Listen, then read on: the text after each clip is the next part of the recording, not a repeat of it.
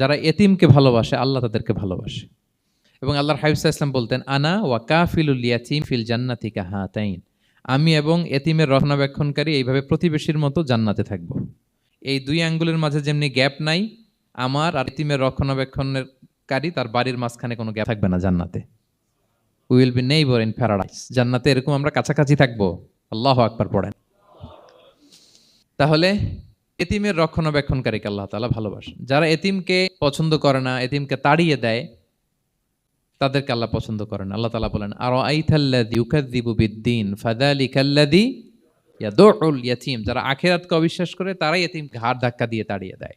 কোনো বিশ্বাসী কখনো এতিমের সাথে খারাপ আচরণ করে না।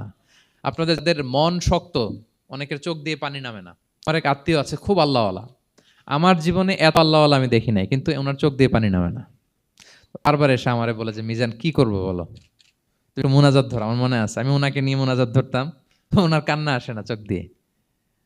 এত আল্লাহওয়ালা, খুব ভালো মানুষ, কিন্তু চোখ দিয়ে পানি নামে না। এটা অনেকের হয়, নানা কারণে হয়।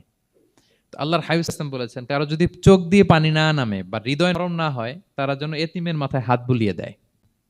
এক সাহাবী এসে বললেন, ইয়া রাসূলুল্লাহ, আমার হৃদয় বড় শক্ত, হৃদয় নরম হয় না। রাসূলুল্লাহ সাল্লাল্লাহু আলাইহি ওয়াসাল্লাম বললেন, তাই?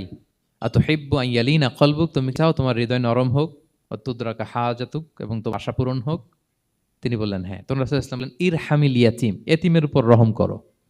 ওয়ামসা আলা রাসি, এতিমের মাথায় হাত বুলিয়ে দাও। ওয়া আতইমহু মিন তুআমিক, তোমার খাবার এতিমকে খাওয়াও।